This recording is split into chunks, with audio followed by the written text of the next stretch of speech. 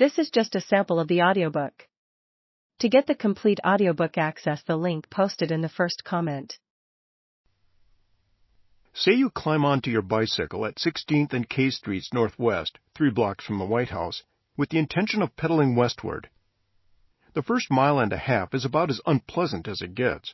Narrow lanes, dense, fast automobile traffic teeming with buses and trucks, a prohibition on sidewalk riding, 5 stop signs and 12 signalized intersections made treacherous by complex turns and turning regulations, and occasional sewer grates wide enough to snag a bike's tire and send its rider tumbling. After that, bliss. For the next 328 miles, all the way to Pittsburgh, there is barely a stoplight or a motorized vehicle. What's more, on that journey you'll be treated to more than 100 bridges, including massive steel structures spanning major waterways, and you'll pass through dozens of overpasses and tunnels, 3 of which transect mountains so long and so pitch dark in the center you'll need to bring a light.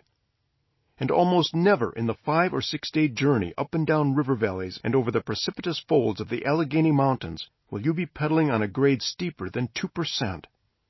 You'll be on a rail trail, the queen of all America's pathways.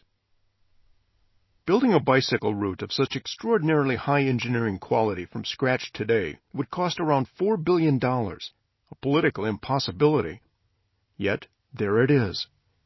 Half that route to Pittsburgh is an old canal towpath. The other half is a continuous series of abandoned railroad corridors. The components were graded and built more than a century ago by muscle and sweat. Today's trail was established on the bones of that old skeleton through persuasion and lobbying. It took 26 years and cost about $80 million. Like almost every rail trail, this one, the Great Allegheny Passage, is a collaboration between 19th century physical brawn and late 20th century political skills. Some aspects of rail trails are obvious and sensory. They are flat, or very nearly so, even to the point of being magical. If you're cycling on a trail and it's getting dark and you're on the verge of being late enough to get a reprimand when you come home, but the rhythm of your legs and the cadence of your lungs are so perfect, and the glimpse of the view around the broad next bend is so enticing, and you haven't had to shift gears for what feels like forever, or make more than the barest tweak to the angle of your handlebar, and the bridges fly over the passing streams with implacable authority, and you simply can't bring yourself to turn around or stop, then it's a rail trail. Rail trails are subtle and thought-provoking, too. Do you notice that waterways are hugged tightly enough to provide the flattest possible profile and lowest possible construction costs, but not so close that rising storm waters would have washed away the ballast, ties, and tracks?